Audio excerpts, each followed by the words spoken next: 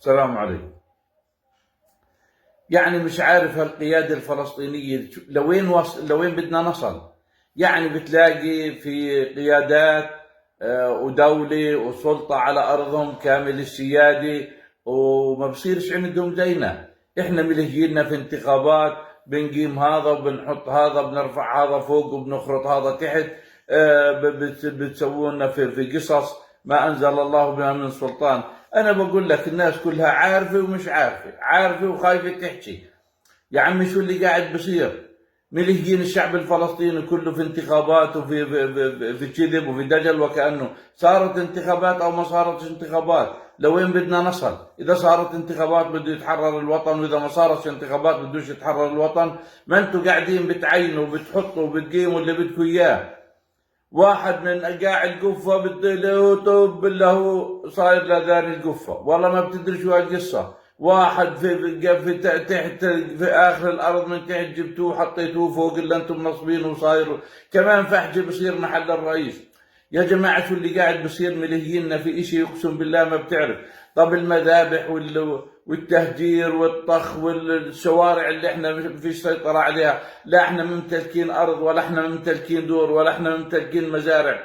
لا واحد مع غنمه مرتاح ولا واحد في شغله مرتاح. والقلة كتلت الشعب وانتم ملهيين، وكأنه ملهيين الشعب بس في شغلة انتخابات ومناكفات. لوين بدكم تصلوا؟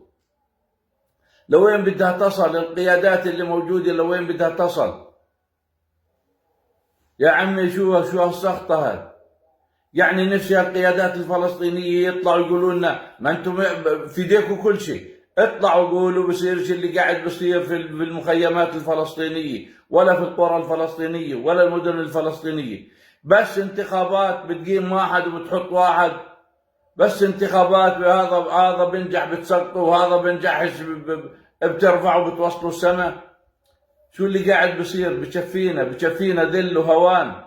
بكفي الشعب كله قاعد بيجري ورا 20 30 واحد في النتيجة اللي ماكل الهوى الشعب. ما حدش منتبه له ولا حدا قايل وين انتوا رايحين. يا قيادي لو جينا نقول يا محترمين بتردوش، لو قلنا غير هيك ما انتوش رادين. ملهيين الشعب وانتوا عارفين انه الشعب الفلسطيني قاعد بنذبح من الوريد للوريد، وعمالكم بتقولوا لنا انتخابات ومش انتخابات. لوين بدكم تصلوا؟ اللي شعبه قاعد بنذبح بدور على انتخابات. والله يا قيادي ماني عارف شو دينكم. بتدوروا على انتخابات والشعب قاعد بنذبح.